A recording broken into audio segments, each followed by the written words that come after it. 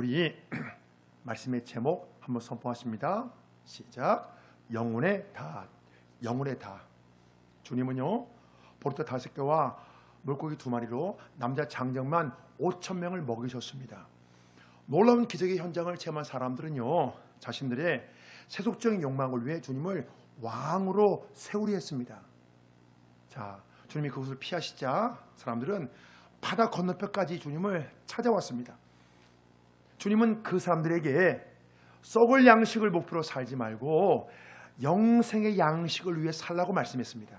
자, 사람들이 이 말씀을 듣고 주님에게 질문했습니다. 자, 28절 말씀이요. 시작. 그들이 묻되 우리가 어떻게 하여야 하나님의 일을 하오리까? 예수께서 대답하여 이르시되 하나님께서 보내신 일을 믿는 것이 하나님의 일이니라 하시니, 사람들이 영생을 위해 무엇을 해야 되는지 묻자 주님은요 하나님이 보내신 일을 믿는 믿음에 대해 말씀했습니다. 이 말씀이 이런 뜻인 거예요. 이제 저 여러분 쉽게 말씀해 드리면 풀어가지고 우리가 영생을 얻기 위해 뭘 해야 됩니까? 그렇게 묻자 주님은 하나님이 보내실 자를 믿어야 한다. 사람의 수고와 노력으로 영생을 얻으려는 자들에게 주님은 하나님이 보내신 자를 믿는 믿음을 요구했습니다. 하나님이 보내신 예수님을 믿으면 영생을 얻게 된다는 것입니다. 자, 수십 년 동안 신앙생활 하신 분들 중에서도 선하고 좋은 일을 많이 해야 천국에 갈 수 있다고 생각하는 분들이 종종 있습니다. 분명히 마음으로 예수를 믿는데 구원의 확신이 있습니까? 물어보면 조금 내가 더 좋은 일을 많이 해야 되는데, 내가 내 나쁜 습관들을 좀 고쳐야 되는데, 이렇게 말씀하시는 분들이 종종 있어요. 그래서 분명히 예수를 믿어요. 믿는데 자기 어떤 생활들 때문에 구원의 확신이 없는 분들이 종종 있습니다. 그런데 성경은요 하나님이 보내신 예수를 믿으면 영생을 얻게 된다고 말씀합니다. 예수를 믿으면 영생을 얻게 돼요. 영생을 위해 주님을 믿으라고 말씀하자 사람들은요 자신들이 보고 믿을 수 있는 표적을 요구합니다. 그러니까 당신이 하나님의 아들인 증거가 뭐냐는 거예요. 그걸 요구하는 겁니다. 자, 30절 말씀이요. 시작. 그들이 묻되 그러면 우리가 보고 당신을 믿도록 행하시는 표적이 무엇이니까? 하시는 일이 무엇이니까? 기록된 바 하늘에서 그들에게 떡을 주어 먹게 하였다 함과 같이 우리 조상들은 광야에서 만나를 먹었나이다. 나를 믿으라는 주님의 말씀에 대해 사람들은요 자신들이 보고 믿을 수 있는 표적을 요구한 거예요. 증거를 요구한 거예요. 주님은 지금까지 오병이어의 기적을 비롯해서 많은 표적을 보여주었습니다. 그런데 사람들은 또 다른 표적을 요구합니다. 하나님이신 증거를 보여달라는 거예요. 하늘에서 내려온 증거를 보여달라는 거예요. 이것은요 표적의 참뜻을 깨닫지 못하고 표적의 결과만 보았기 때문이에요. 주님이 보여주신 표적을 통해 진리를 발견하지 못하자, 저분이 하늘에서 내려온 분이구나, 이걸 발견하지 못하자 사람들은 더 큰 표적을 요구합니다. 진짜 증거를 보여달라는 거예요. 우리가 사람들에게 예수님에 대해 증거하면 어떤 사람들이 이렇게 반응합니다. 좀 뭔가 보여줘야지, 뭔가 좀 보여줘봐. 그렇게 말하는 분들이 종종 있습니다. 아니야, 하나님이 계신 거 좀 보여줘봐, 나에게 증거를. 자, 그런데요 여러분, 어떤 일이 있냐면요 우리가 그래서 이제 하나님의 살아계신 증거가 나타날 때가 있어요. 거봐, 하나님이 이렇게 하셨잖아. 그러면 어떻게 반응하냐면 그래, 하나님 정말 살아계신가 이제? 그렇게 뭔가 이렇게 마음으로 믿을 것 같다가 조금 지나면 또 다른 표적을 좀 보여줘봐, 하나님 살아계신, 이렇게 나옵니다. 여러분 대부분 다 그렇게 반응해요. 우리가 믿지 않은 분에게 그래서 증거가 봐봐, 하나님이 하셨잖아 이렇게. 그럼 계시니까 깨우뚱했다가 좀 지나면 또 더 확실한 증거, 하나님이 계신 더 확실한 증거를 보여달라고 합니다. 왜냐하면요 여러분 표적을 통한 믿음은요 매우 불안정하기 때문에 그런 거예요. 여러분 조금 지나면 기억도 안 납니다. 그랬던가? 그래서 또 다른 표적, 더 강력한 표적을 요구합니다. 대부분 다 그렇게 해요. 유대인들이요 가장 인정한 표적은요 광야에서 모세가 40년간 이스라엘 백성에게 만나를 먹인 사건이에요. 출애굽한 이후에 광야 40년을 통과하잖아요 그들이. 근데 거기에서 만나가 내린, 하늘에서 먹을 것이 내린 거예요. 그래서 하나님께서 먹게 하신 거예요, 모세를 통해서. 그래서 유대 백성들은요, 메시아가 또 오시면 다시 만나를 주실까라는 막연한 믿음을 갖고 있었습니다. 그 사람은 역사잖아요. 광야 40년 동안 만나가 내린 것은. 그러니까 구약시대에 메시아가 오신다 계속 약속했기 때문에 그 메시아가 오시면 그때처럼 우리에게 먹을 것을 주시겠지, 매일매일 먹을 걸 주시겠지, 이렇게 기대한 거예요. 그래서 사람들이 말합니다. 당신이 진짜 메시아라면 모세처럼 우리에게 매일 먹을 걸 달라, 이렇게 말하는 것입니다. 자, 만나를 이야기하는 사람들에게 주님은 만나의 출처에 대해 말씀했습니다. 자, 32절이요. 시작. 예수께서 이르시되 내가 진실로 진실로 너에게 이르노니 모세가 너에게 하늘로부터 떡을 준 것이 아니라 내 아버지께서 너희에게 하늘로부터 참떡을 주시나니 하나님의 떡은 하늘에서 내려 세상에 생명을 주는 것이니라. 사랑하는 여러분, 오늘 말씀이 굉장히 중요해요. 이것이 우리가 어떤 그런 순서대로 여러분 이해가 쫙 되시면 평생 흔들리지 않은 신앙이 됩니다. 만나는요, 모세가 준 것이 아니라 하나님이 주신 거예요. 하나님이 주신 거예요. 모세는 만나에 대한 하나님의 말씀을 전해줬을 뿐이에요. 만나가 내리고서 모세는 그 만나에 대해서 백성들에게 설명해 줬어요. 만나가 이런 것이다. 하나님이 주신 것이다. 그래서 과거에 육신의 생명을 위해 만나를 먹었다면 영원한 생명을 위해서는 영혼의 만나를 먹어야 한다는 것입니다. 하늘에서 내려온 떡, 지금 주님이 그렇게 말씀하시는 거예요. 영혼의 만나, 생명의 떡, 하나님의 떡 똑같은 것입니다. 우리 지금 예수님을 말씀하는 거예요. 하나님의 떡, 생명의 떡, 영혼의 만나 다 같은 얘기예요. 지금 예수님은 영혼의 만나인 자신을 하나님의 떡이라고 말씀하고 있어요. 하늘에서 내려 세상에 진정한 생명을 주기 때문이에요. 자, 사람들은 주님의 말씀을 이해하지 못했어요. 이해하지 못했어요. 지금 이 시대에도 주님 말씀을 사람들이 이해하지 못하잖아요.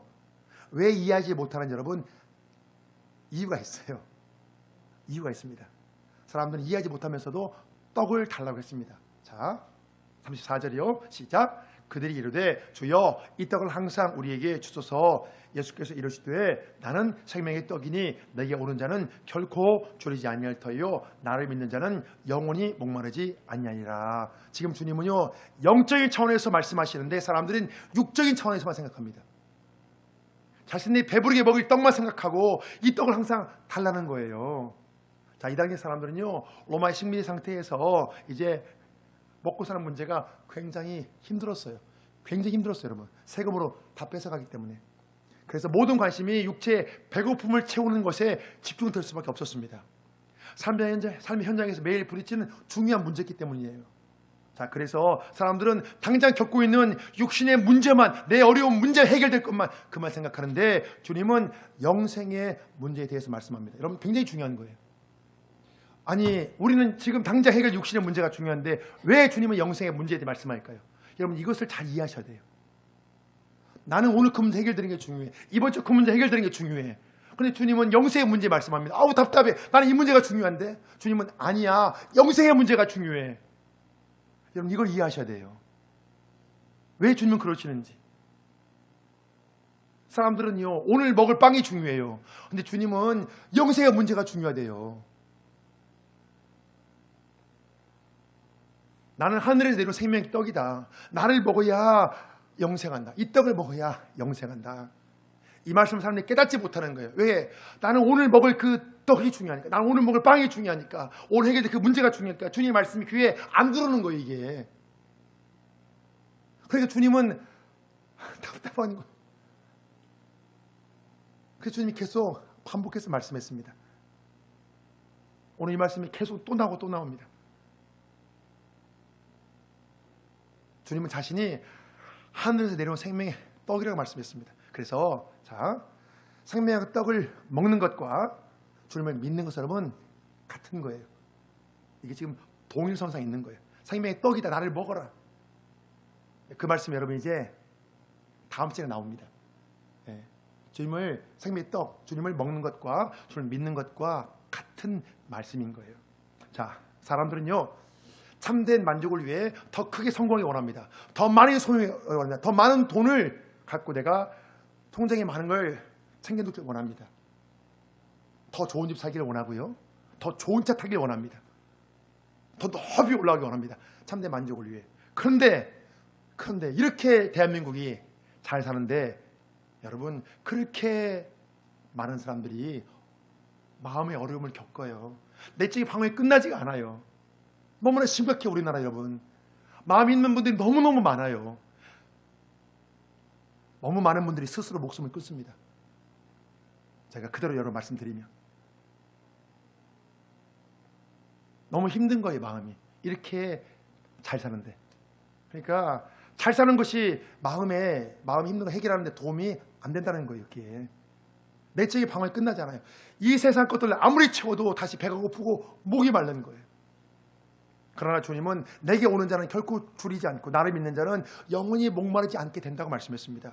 영혼의 결핍과 영혼의 갈증의 문제가 예수님을 통해 비로소 여러분 해결된다는 거예요. 이 말씀이 우리 마음에 여러분 확 꽂혀야 돼요. 이게 확 꽂혔으면 좋겠어요. 이 말씀이 내게 오는 자는 결코 줄이지 않고 영원히 목마르지 않게 된다. 그래서 이 말씀은요, 영생을 소유한 자, 예수를 믿는 자가 이 땅에 누리는 축복을 말씀하지만 장차 영원한 천국에서 누리는 축복에 대해 말씀합니다. 자, 요한계시록 7장에 나오는 말씀이요. 시작. 그들이 다시는 줄이지도 아니하며 목마르지도 아니하고 해나 아무 뜨거운 기운에 상하지도 아니하리니. 여러분 성경은 다 통하거든요. 여기서 나온 말씀이 여기서 또 나옵니다. 이 말씀은요, 로마 시대에 박해를 당하는 교회를 위로하기 위해 주신 말씀이에요. 고통과 환난할 때를 통과하고 하늘 보좌 앞에 서는 날 모든 것들이 여러분 모든 상황들이 역전된다는 거예요. 모든 것들이 다 이런 보상이 된다는 거예요. 주님은 사람들이 오병이의 기적을 체험하고도 믿지 못하는 불신앙을 책망했습니다. 자, 36절이요. 시작. 그러나 내가 너희에게 이르기를 너희는 나를 보고도 믿지 아니하는도다 하였느니라. 사람들은 지금 뭘 요구합니까? 자신 육신의 배를 채울 그 떡을 요구합니다. 우리가 이 차이를 여러분 굉장히 이해하는 것이 우리 여러분 신앙 평생 일생 여러분 굉장히 중요합니다. 이 말씀 여러분 굉장히 이해하셔야 돼요.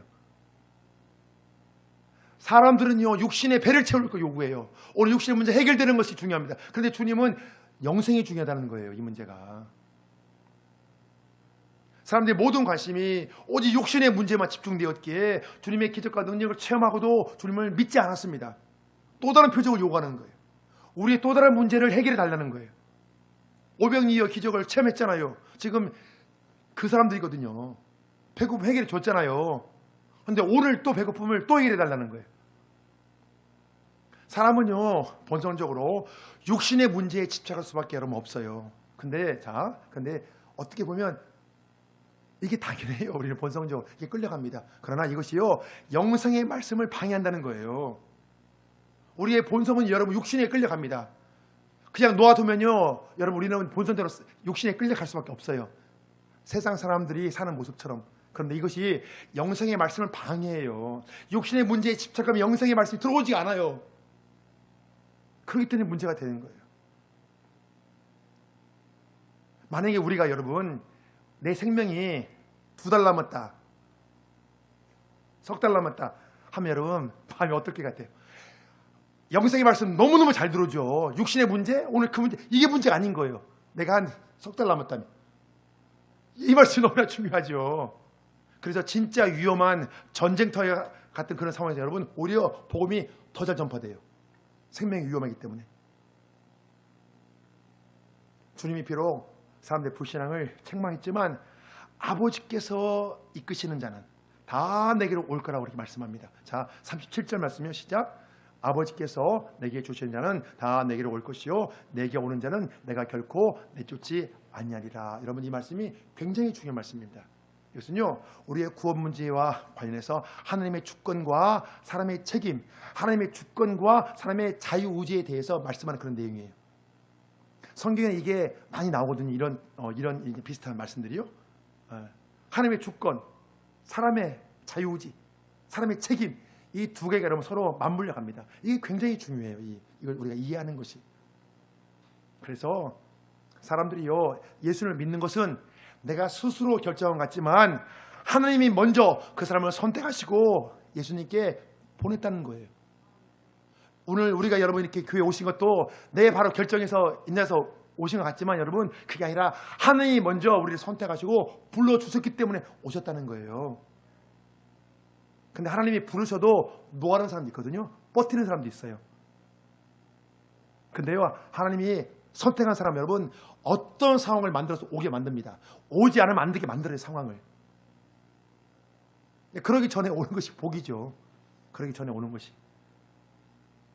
그래서 우리가 주님을 믿게 된 것은요, 나의 결정, 내가 결정했잖아요. 그렇지 않고 내 결정 이전에 하나님이 나를 선택하시고 이끄신 것이 여러분 그게 먼저라는 거예요. 오늘 이 말씀은 여러분 그걸 말씀하시는 거예요. 하나님 이끄심이 먼저라는 거예요. 그렇기 때문에 우리의 여러분 구원이 흔들리지 않는 거예요. 내가 결정했다면 우리가 잘 믿을 때도 있고 잘 믿지 못할 때도 있잖아요. 얼마나 마음이 불안해요. 그런데 하나님이 이끄시기 때문에 한번 딱 우리가 하나님 믿게 되면 천국 가는 그날까지 우리의 여러분 구원이 흔들리지 않는다는 거예요. 자, 주님은요, 당신이 하늘에서 내려오신 목적에 대해 하나님의 뜻을 행함이 위함이라고 말씀합니다. 자, 우리 38절이요 시작. 내가 하늘에서 내려온 것은 내 뜻을 행하려 함이 아니요 나를 보내신 이의 뜻을 행하려 함이니라.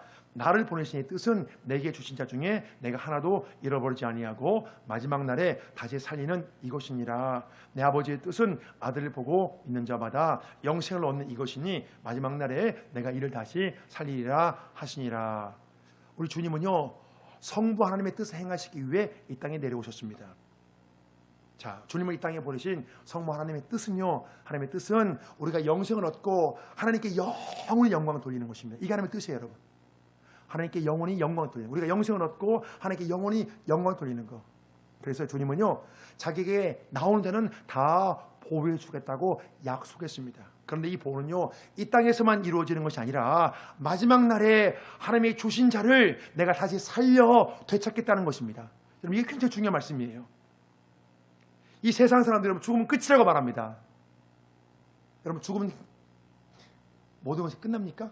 여러분 어떻게 생각하세요? 죽으면 끝이라고 생각합니까? 죽으면 끝이라고 생각하면 우리가 여러분 예수님 믿을 필요 없는 거예요. 근데 세상 사람들은 죽으면 끝이라고 생각하기 때문에 예수님 안 믿는 거예요. 여러분, 죽으면 끝입니까? 정말로 죽으면 끝날까요, 그대로? 세상 사람은 죽으면 끝이라고 말하지만 성경은 죽으면 끝이라고 말씀하지 않아요. 성경은 죽음이 끝이라고 말씀하지 않습니다. 예수님은 죽음이 끝이라고 말씀하지 않아요. 만약에 죽음이 끝이라면 우리 예수님 여러분 미친 사람인 거예요. 4대 석인 중에 한 명이 아니고 여러분 미친 사람인 거예요. 미친 사람인 거예요. 아니, 죽으면 끝나는데 왜 죽으면 끝이 아니고 죽으면 영생이고 부활이고 그런 말씀 하십니까? 죽으면 끝이 아니기 때문에 주님께서 영생과 부활이 있다고 말씀하시는 거예요. 여러분, 죽음은 절대 끝이 아닙니다. 주님을 믿는 자에게는 영생과 부활이 있다고 주님이 말씀하십니다. 오늘 지금 그걸 말씀하시는 거잖아요. 이 땅에 사는 동안 한 사람의 인생에서 가장 중요한 것은요, 예수님을 믿는 문제예요. 여러분 잘 기억하세요. 예수님을 믿는 문제가 가장 중요해요. 이것보다 더 중요한 게 없어요. 이것보다 더 중요한 게 없어요. 우리가 예수님을 믿으면 영원한 생명을 얻기 때문에 그러는 거예요. 우리가 만약에 아까도 좀 전에 말씀드렸지만 우리는 다 시한부 생명이에요. 올 때는 순서가 있지만 갈 때는 순서가 없습니다. 갈 때는 순서가 없어요. 내가 몇 개월 남았는지 1년이 남았는지 10년이 남았는지 여러분 알 수가 없어요. 길어야 100년이잖아요. 모두가 다 시한부 생명인 거예요. 성부 하나님의 여러분 구원 계획은 바로 이거예요. 우리가 이 땅에 사는 동안 예수님의 보호하심과 인도하심을 받으며 살다가 마지막 날에 부활하여 천국에서 영원히 사는 것입니다. 사랑하는 여러분, 이게 그냥 지식이 아니라 목사님께 말씀하시 들었지가 아니라 여러분 실제가 돼요. 실제가. 이게 실제가 되는 것과 그냥 완전히 막연해서 그래 천국 가지, 이건 여러분 완전히 다른 거예요. 여러분, 이게 실제가 되기 때문에 사람들을 순교하는 거예요. 이게 실제가 되기 때문에 족불이 두려도 예수 믿을래 안 믿을래 해도 거부하지 않고 총 맞고 여러분 순교하는 거예요. 그래서 우리가 이 땅에 사는 동안 영생과 부활의 소망을 마음에 품고 살아가야 됩니다. 이것보다 더 기쁜 소식이 없잖아요. 사랑하는 여러분, 오늘 이 말씀이 마음에 팍 꽂혀야 돼요. 여러분 마음에 확 꽂혀야 돼요. 그래서 삶껏 이게 생각나야 돼. 그렇지, 예수님이 말씀하셨잖아. 마지막 날에 내가 다시 살려서 되찾겠다고, 다시 부활시키겠다고. 그래, 그렇지.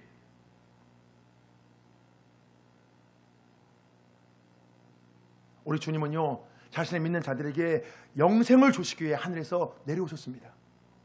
주님의 모든 관심은 사람들이 주님을 믿고 영생을 얻는 거예요. 이게 주님의 관심이에요. 영생을 얻는 게 주님의 관심이에요. 사랑하는 여러분, 영생을 얻는 게 중요합니까? 오늘 육신의 배고픔 하나 해결되는 게 중요합니까?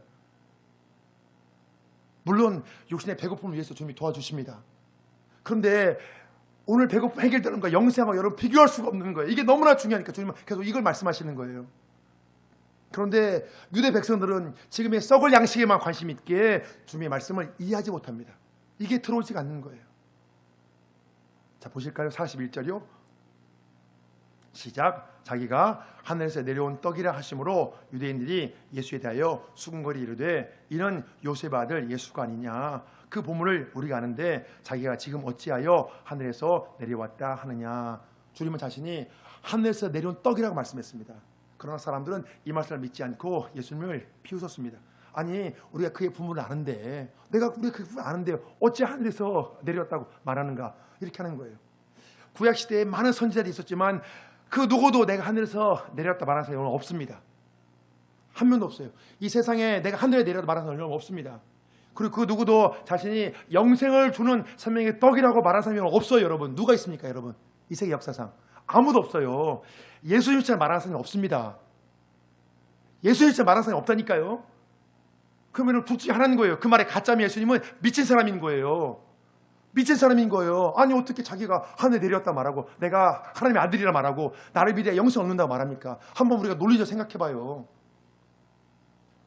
예수님 만약에 미친 사람이라면 여러분 2000년 교회 역사는 뭡니까? 이 땅에 여러분 교회들은 뭐예요? 이 땅에 교회들은 뭐예요? 그래서 우리가 여러분 한번 논리적으로 생각해보다 예수님이 진짜 하나님 맞구나. 그분의 말씀이 진짜구나. 이렇게 여러분 우리가 확신하고요, 신앙생활 하는 거하고 막연하게 그래 뭐 이렇게 하는 건 여러분 완전히 다른 거예요. 이게 여러분 실제가 돼야 돼. 이게 내 마음에 꽂혀가지고 여러분 이게 실제가 돼야 돼요. 그래서 여러분 우리가 눈을 딱 감으면 그래 나는 죽어도 천국 가지, 오늘 죽어 천국 가지, 이렇게 확신하며 사는 거다고 그냥 막 하는 거하고 여러분 완전히 다른 거예요. 이 세상에서는 여러분 죽음이 끝이라고 생각합니다. 그냥 죽음을 두려워해요. 근데 우리한테는 여러분 육체적 죽음이 영원한 삶으로 가기 하는 관문에 불과한 거예요. 영원한 삶으로 가기 하나의 문에 불과한 거예요. 죽음이 영원한 삶을 가게 하는 문에 불과하다고 사는 사람과 죽음은 끝이라고 사는 사람이 여러분 죽음을 맞이하는 태도가 여러분 어떻겠어요? 완전히 여러분 완전히 다른 거예요. 그래서 예수님 믿는 사람은요, 죽음이 여러분 그냥 죽은 장례 치를 때 통곡하는 것이 아니라 천국 환송장치라고 하고 그렇게 하는 분들 많습니다. 기뻐하면서 그렇게 여러분 보내는 분들도. 물론 그분을 못 보는 슬픔이 있겠지만 그렇다고 왜 다르죠? 이제 완전히 못 본다, 끝난다 하는 거하고 천국에 다시 보고 싶다 하는 거하고 그럼 완전히 다른 거 이게요. 죽음을 맞이하는 태도가. 자, 주님께서 하늘에서 내려왔다고 하는 이 말씀은요, 사람들에게 큰 충격이었습니다. 이 말씀에 대해 사람들이 수군거리자 주님이 말씀했습니다. 자, 43절이요. 시작. 예수께서 대답하여 이르시되 너희는 서로 수군거리지 말라. 나를 보내신 아버지께서 이끌지 아니하시면 아무도 내게 올 수 없으니 오는 그를 내가 마지막 날에 다시 살리리라. 이 세상 그 누구도 하나님께서 이끌어 주지 않으면 내게로 올 수 없다고 말씀합니다. 사람이 도저히 거부할 수 없는 하나님의 은총이 있습니다. 하나님이 그 사람을 구원하시고 작정하시고 그 사람을 이끄시면 여러분 순복할 수밖에 없어요. 여러분 버틸 재간이 없다니까요. 저 사람이 어떻게 목회자가 되었지, 그런 사람 많다고 제가 여러분 신학대학 가보니까. 여러분 어떤 분은요, 하나님께서 그 사람을 목회자 만들려고 눈을 안 보이게 했어요. 예, 저하고 신학대 같이 온 동기 중에 눈이 안 보였어요. 그 사람 목회자 만들려고. 세상으로 나가니까 눈을 안 보이게 해가지고 신학대에 왔거든요. 이제 보여요, 눈이. 그런 분도 있더라고요, 이게. 그래서 하나님이 그 사람을 구원에 작정하잖아요. 여러분 버틸 수가 없어요. 버틸 수가 없다니까요. 버틸 수가 없는 거예요. 그래서 우리가 지금 예수를 믿게 된 것도 하나님이 여러분 이끌어 주셨기 때문이에요. 하나님 이끌어 주셨기 때문이에요. 하나님이 구원하시고 작정하시고 부르셨기에 우리가 예수님을 믿게 된 거예요. 또한 우리가 마지막 날에 신령한 몸으로 부활하여 천국에서 영원히 살게 되는 것도 하나님의 계획입니다. 여러분 이게 하나님의 계획이에요. 하나님이 작정하신 거예요. 우리가 이 땅에 사는 동안 내가 어떻게 살아가지 그런 마음이 염려가 있을 수 있어요. 그런데 천국에서 영원히 사는 삶 하나님의 계획하셨다는 게 이제 여러분 실제가 되잖아요. 그럼 이 땅에서 하는 일들에 대해서 여러분 마음이 놓입니다. 아니, 하나님께서 나의 영원한 삶을 계획하셨는데 이 땅의 삶 하나님께서 인도하시지 않겠는가, 보호하지 않겠는가, 이런 확신이 생기는 거예요. 그래서 우리의 구원이 하나님의 이끄심으로 시작되었기에 우리가 구원의 은혜에 여러분 감사하며 사는 것이, 이것이 마땅합니다. 자, 또한 주님은요, 하나님의 말씀을 제대로 배운 자는, 성경 말씀을 제대로 아는 자는 내게로 오게 된다고 말씀합니다. 자, 45절이요. 시작. 선지자 글에 그들이 다 하나님의 가르치심을 받으리라 기록되었은즉 아버지께 듣고 배운 사람마다 내게로 오느니라. 이는 아버지를 본 자가 있다는 것이 아니니라. 오직 하나님에게서 온 자만 아버지를 보았느니라. 그래서 유대 백성들은요, 하나님의 말씀을 배우는 것은 열심을 다했어요. 그런데 성경이 증거하는 예수님에 대해서는 깨닫지 못했습니다. 아니, 성경이 예수님에 대해서 말씀하는 책인데 그 성경을 보고도 예수님을 이해하지 못했습니다. 깨닫지 못하는 거예요. 성경은요, 예수님과 성모 하나님과의 독특한 관계에 대해서 말씀합니다. 그래서 우리가 요한복음 1장 2절에 보면 말씀이 태초에 하나님과 함께 계셨다고 말씀합니다. 예수님께서 태초에 하나님과 함께 계셨다고 말씀해요. 창세 전부터 예수님이 성부 하나님과 함께 계셨다고 요한복음 1장 앞부분에 그렇게 말씀합니다. 그리고 오늘 말씀 보면 오직 예수님만이 하나님을 보았다고 말씀합니다. 그래서 우리가 이제 예수님처럼 하나님을 잘 아는 분이 없는 거예요.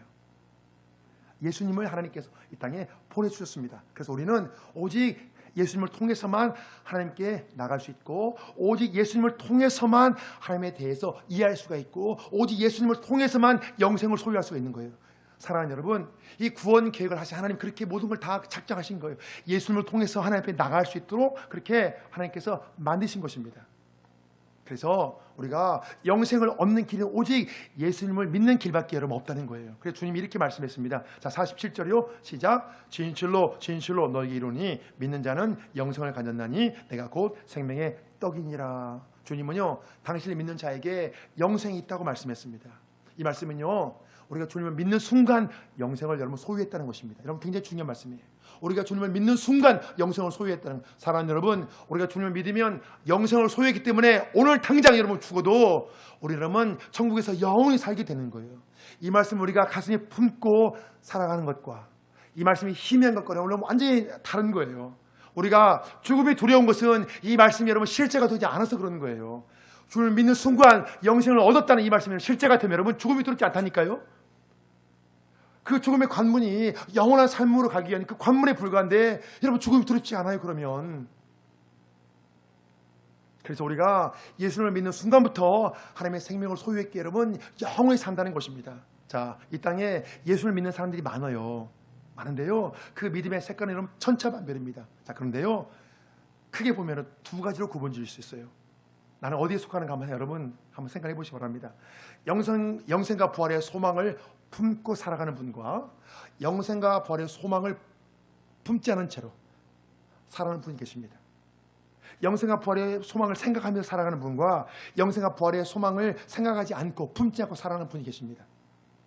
우리가요, 영생과 부활의 소망을 품지 않으면 여러분 이 세상에서 마음과 생각을 지킬 수가 없어요. 내 마음을 못 지켜요. 육신의 정욕과 안목의 정욕과 이 세상의 사랑을 탐하는 세상의 조류에 휩쓸려 갈 수밖에 없어요. 여러분, 세상 사람들은요, 육신의 정욕을 탐하고 안목의 정욕을 탐하고 이 세상의 자랑을 탐하기 위해서 열심히 일합니다.